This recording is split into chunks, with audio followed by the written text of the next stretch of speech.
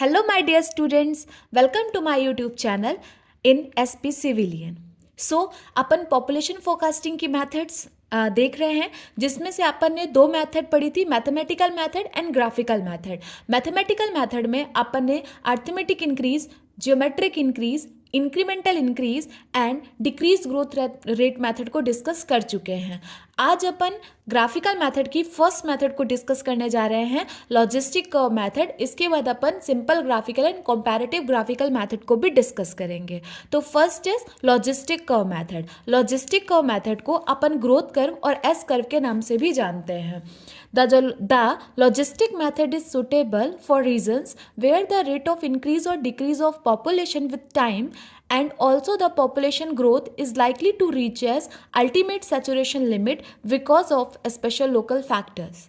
Three major factors responsible for population change are birth, death and migration.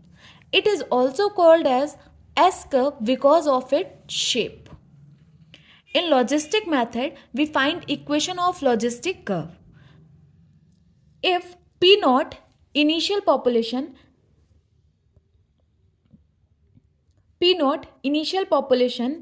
Pt is the population at any time and Ps is the saturation population. That is, we assume that after this many years the population wants increase or it is saturated. So if we have been given three population data which has predict as equal interval, that is, if initially the time was 0, then T1 is equal to T1. A given time and T2, the time is twice of T1. Suppose initially population was 0, then at T1 the time after 10 years and the T2 is after 20 years. That is double of T1, and the population initially was P naught, then the population at T1 is P1 and the population at time T2 is P2. In this case, we calculate the population at any time t by this formula. Okay. P is equal to Ps upon 1 by m log inverse n into t. Now, we have to understand what are the denotions, what the stand for Ps, saturation population. Now, हम saturation population को calculate करेंगे by this formula. Now, Ps is equal to 2 into P naught, population at the beginning of census record, P1 population after time T1 years, P2 population after time T2 years, minus P1 square in bracket P naught plus P2 upon P naught into P2 minus P1 square, and M is constant, which is find out by this formula. M is equal to Ps minus, it means saturation population minus initial population upon initial population, and N number of years, and this is calculated by this formula. N is equal to 2.3 upon T1 log P naught in bracket Ps minus P1 upon P1 in bracket saturation population minus initial population, where P naught, P1, P2 दिया हुआ है. P naught हमारी population at the beginning of census record, P1 population after time T1 years, P2 population after time T2 years. Knowing P naught, P1 and P2 from census data and using them in these equations and find out the population at any time t. Okay, so अब अपन ये अपना था logistic curve method. Okay, so this is the logistic curve method. I hope we are clear with this method. Now let us solve questions.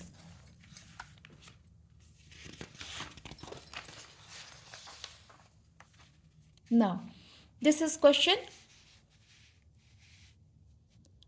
In this period of each 20 years, a city has grown from 30,000 to 1,70,000 and then to 3 lakh. Determine first the saturation population find out करना है, it means PS, the equation of logistic curve and the expected population after 60 years from the start, ये अपन को find out करनी है। तीन population यहाँ पे आपको दी रहेगी, P0, P1, P2 and T0, T1, T2, ये पॉपुलेशन आपको दी रहेगी एट एनी टाइम T, जैसे यहाँ पे 60 ईयर्स पे पॉपुलेशन को पूछा है।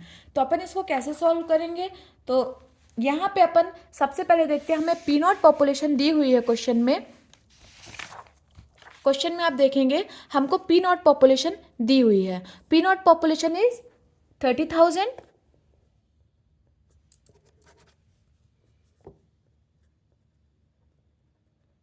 30,000, okay, and T1 time is 0।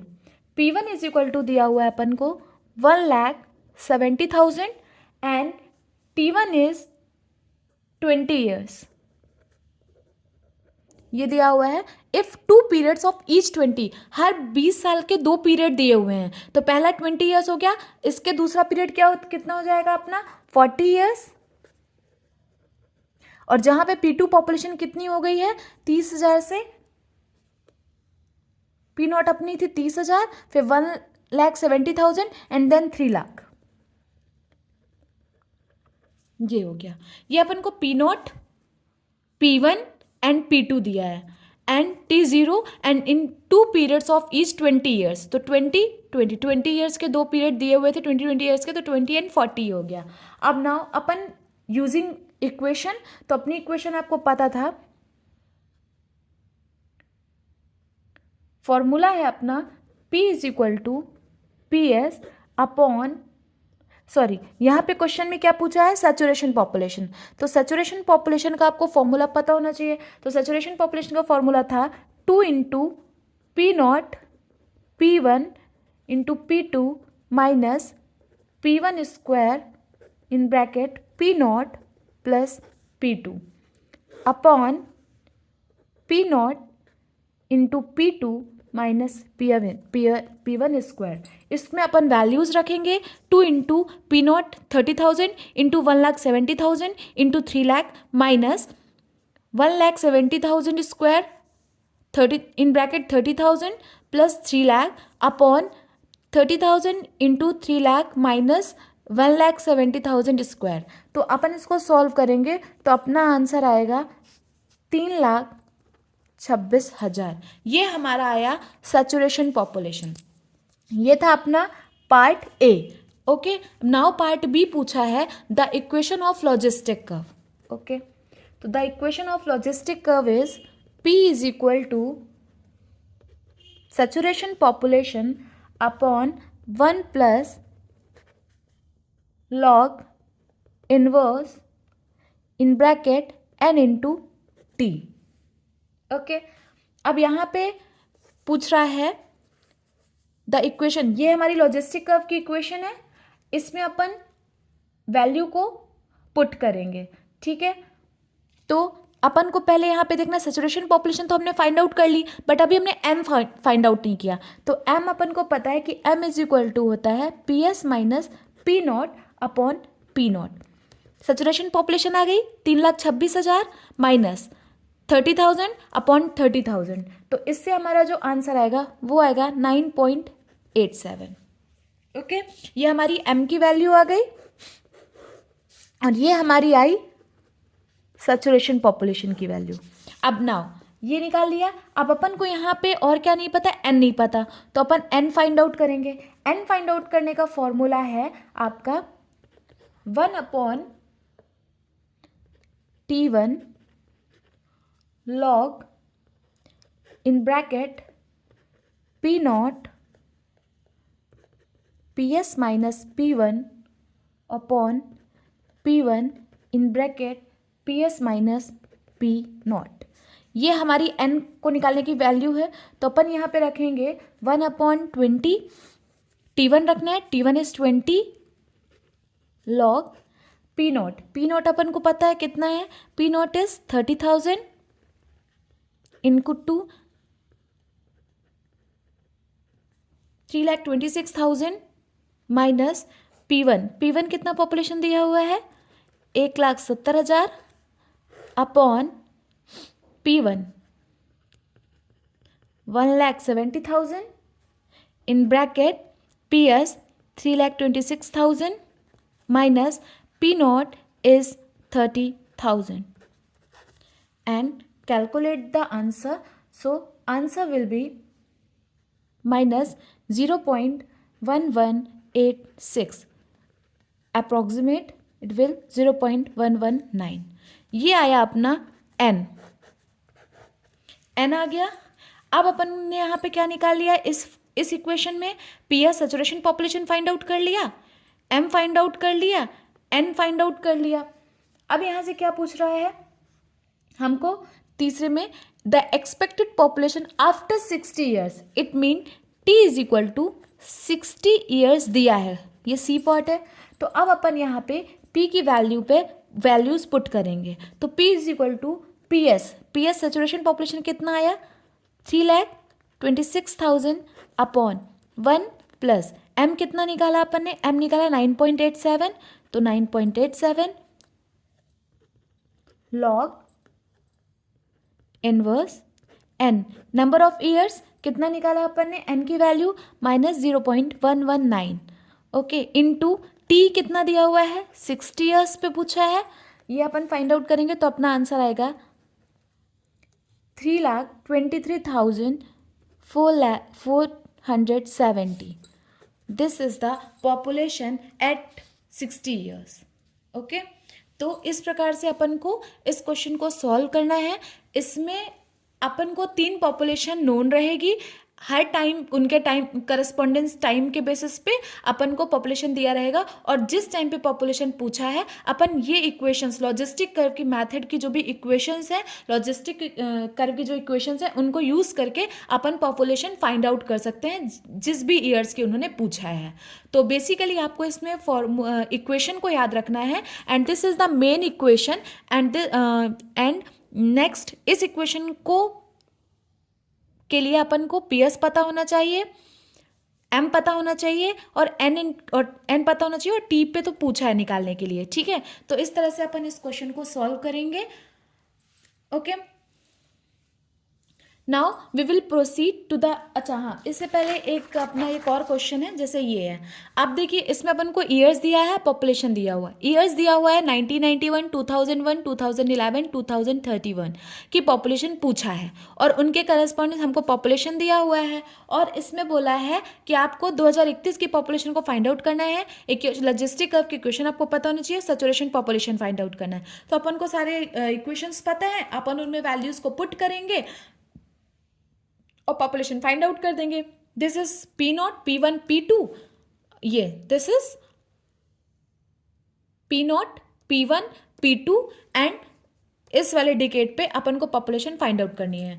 तो यहाँ पे अपना जो डिकेड हो जाएगा, तो ये अपना हो जाएगा T0, T1, T2, और फिर कितना डिफरेंस आ रहा है 2021 बीच में आएगा, फिर 2031. तो बेसिकली हमसे आफ्टर 4 डिकेड्स की पॉपुलेशन को पूछा है. तो अपन को इसका आपको सॉल्व करना है और आपको कमेंट में बताना है इसका आंसर कितना आ रहा है. Okay, now we will proceed to the next method which is simple graphical method. Okay, now this is simple graphical method. In this method, from the available data, a graph is plotted between time and population. Either on arithmetic paper or on a semi-log paper. A log duration past record must be available in order to extend it for a small duration and depends upon intelligence of the designer. ठीक है, this will gives very approximate results. सबसे पहले तो simple graphical method से population को find out करने के लिए हमारे पास ग्राफ पेपर होना चाहिए. ठीक है, इसमें देखिए जैसे मैंने एक एग्जांपल लिया है कि यहाँ पे ईयर्स दिए हुए हैं. 1970 में जो पॉपुलेशन थी वो 20,000, 80 में 35,000, 90 में 38,000, इन 2000 पॉपुलेशन वॉज 47,000, और 2010 में अपनी 55,000 पॉपुलेशन थी. 2020 की पॉपुलेशन अपन को फाइंड आउट करनी है. हमने क्या किया, एक ग्राफ बनाया जिसमें हमने एक्स एक्सिस में टाइम को शो किया एंड वाई एक्सिस में हमने पॉपुलेशन को शो किया. उसके बाद हमने पॉपुलेशन को ड्रॉ किया. 1970 में हमने यहाँ पे 10,000 के डिफरेंस में पॉपुलेशन को रखा और हमने बोला कि 1970 में हमारी पॉपुलेशन कितनी थी, 20,000 थी, तो 20,000 में हमने पॉइंट रखा। 1980 में 35,000 थी, तो हमने 35,000 के अप्रॉक्सीमेट पॉपुलेशन को पॉइंट रखा। थर्ड 1990 में 38,000 कुछ यहाँ पे, और 2000 में 47,000, इट मीन्स यहाँ पे होगा। और 2010 की पॉपुलेशन 55,000 यहाँ पे होगा। हमने इनको सिंपली इन पॉइंट्स को हमने ज्वाइन किया, ये कुछ इस प्रकार से हमने इसको ज्वाइन किया ये पॉपुलेशन को। अब इसके बाद बोला 2020 की पॉपुलेशन को फाइंड आउट करनी है। सो 2020 में पॉपुलेशन पूछ रहा है, तो 2020 के करस्पॉन्डिंग में परपेंडिकुलर लाइन ड्रॉ करेंगे, ठीक है। तो हम इसके परपेंडिकुलर ये हमने लाइन ड्रॉ करी, ये 2020 के परपेंडिकुलर लाइन ड्रॉ कर देंगे।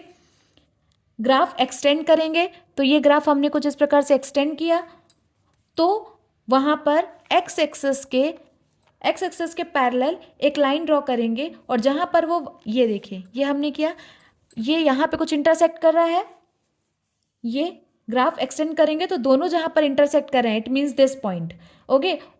तो वहाँ पर अब हम एक्स एक्सिस के पैरेलल, मतलब ये एक्स एक्सिस है, इसके पैरेलल हम कुछ इस प्रकार से ये किया, एक्स एक्सिस के पैरेलल लाइन ड्रॉ करेंगे, और जहाँ पे वो वाई एक्सिस को इंटरसेक्ट करेगा, तो ये यहाँ पैरेलल एक्स और वाई एक्सिस यहाँ पे इंटरसेक्ट कर रहा है, वो हमको पॉपुलेशन बताएगा 2020 की, ठीक है। सबसे पहले, ठीक है, वो हमने क्या किया, सबसे पहले हमने क्या किया कि हमने ग्राफ प्लॉट किया, एक्स एक्सेस में हमने टाइम को रखा, वाई एक्सेस में हमने पॉपुलेशन रखा, जो भी पॉपुलेशन दी थी उसमें हमने पॉइंट रख करके हमने पॉपुलेशन को ज्वाइन किया। फिर हमने क्या किया, जिस सन की पॉपुलेशन पूछा है उसके परपेंडिकुलर हमने लाइन ड्रॉ किया, उसके बाद हमने उस ग्राफ को एक्सटेंड किया, उसके बाद ये ग्राफ को जब एक्सटेंड किया और इसके ये दोनों जहाँ पे इंटरसेक्ट हुए वहाँ पे हमने एक्स एक्सेस के पैरेलल इस लाइन को ड्रॉ किया, और ये एक्सेस जहाँ पे ये जो वाई एक्सेस को जहाँ पे इंटरसेक्ट करेगा तो वो हमें 2020 की पॉपुलेशन देगा, ओके। तो ये इस प्रकार से हमने क्या कर लिया, 2020 की पॉपुलेशन को फाइंड आउट किया, जो कि लगभग अपनी 60,000 के आसपास आ रही है, ठीक है। तो इस प्रकार से हम सिंपल ग्राफिकल मेथड में पॉपुलेशन को फाइंड आउट करते हैं, ठीक है। So I hope this method is clear to you. Next we'll be dealing with comparative graphical method, which is the last method of population forecasting. Now this is the method of which is the last method of population forecasting, which is comparative study graphical method, okay. Now in this method we cities of similar conditions and characteristics, migration and development activities etc. are selected which have grown in similar fashion in the past and their graph are plotted, okay. अब इसमें हम क्या करेंगे, सबसे पहले हमने क्या किया, जिस भी सिटी का हमने यहाँ पे पॉपुलेशन रखा वाई एक्सेस में, एक्स एक्स में हमने ईयर्स रखा। अब हमने क्या किया, हमको सिटी एक्स की पॉपुलेशन को फाइंड आउट करनी है। सिटी एक्स के सिमिलर ही वो सिटीज़ अप्रॉक्सीमेट एक दो तीन सिटी का हमने डेटा देखा, तो हमने देखा कि जो 1970 में पॉपुलेशन सिटी एक्स की है वो पॉपुलेशन सिटी ए की 1900 में थी, सिटी बी की 1915 में, सिटी सी की 1870 में थी और सिटी डी की 1890 में थी, ठीक है। तो हमने जो मिलती हुई पॉपुलेशंस होती हैं उनको हम लगभग अप्रॉक्सीमेट देख लेते हैं, ओके। तो सिटी एक्स जिसकी पॉपुलेशन हमको फाइंड आउट करनी है, और हमने देखा कि ये ऑलमोस्ट ग्रो कर रही है city A B C D के पैटर्न में, बस डिफरेंस ईयर में है, ठीक है। जैसे डिफरेंस में क्या है, जैसे हमने देखा कि जो पॉपुलेशन सिटी एक्स की 1970 में थी वो पॉपुलेशन सिटी ए की 1900 में थी, सिटी बी की 1915, सिटी सी की 1870 एंड सिटी डी की 1890 में थी। तो 2020 में सिटी एक्स की पॉपुलेशन जो होगी वो city A, city B and city C and city D की कुछ इस प्रकार से होगी। नाउ इस ग्राफ में यहाँ तक ये जो ग्राफ है इसमें आप देखेंगे यहाँ तक एक्स का फॉलो हो रहा है ग्राफ। अब यहाँ से आप देखेंगे कि सिटी बी सी डी और ए का ग्राफ कुछ डिफरेंट हो गया, तो अब हम क्या करेंगे, अपने ग्राफ को एक्सटेंड करेंगे। तो ये कुछ इस प्रकार से हमने एक्स वाले ग्राफ को एक्सटेंड किया, ये एक्सटेंड किया, तो 2020 में क्या पॉपुलेशन है वो अपन को एक्सटेंड किया, 2020 में क्या पॉपुलेशन है वो हमको फाइंड आउट हो जाएगी। बेसिकली दिस मैथड यूज्ड जब हमको पता चल जाता है कि हमारी जो सिटी है उसका पॉपुलेशन ट्रेंड 2 या 4 सिटी से मैच कर रहा है और उसी के मैनर्स में ग्रो करता है, तो हम ग्राफ के थ्रू कंपैरेटिव करते हैं, कंपैरिजन करते हैं और पॉपुलेशन की फोरकास्टिंग करते हैं। ठीक है, इसमें सिंपल हमने क्या किया, हमने कंपैरिजन किया 2-3 सिटी से और जिस सिटी का हमारे सिटी से मैच कर रहा है पॉपुलेशन ग्रो, तो उससे हम क्या करते हैं 3-4 सिटी को लेकर के और उनसे हम पॉपुलेशन की फोरकास्टिंग कर लेते हैं कंपेयर करके, जो हमने इसमें किया हुआ है। तो आप ज़्यादा से ज़्यादा प्रैक्टिस करिए इसकी और इसके क्वेश्चंस करिए। इसमें तो मैंने अभी एक ही पॉपुलेशन के क्वेश्चंस बताए थे लॉजिस्टिक मेथड के, और ये अपना कंपैरेटिव था और अपन ने सिंपल ग्राफिकल मेथड को देखा है। आप इनकी प्रैक्टिस करिए, ज़्यादा से ज़्यादा इनको सॉल्व करिए। ठीक है, और okay, so we will meet in next lecture. Thank you.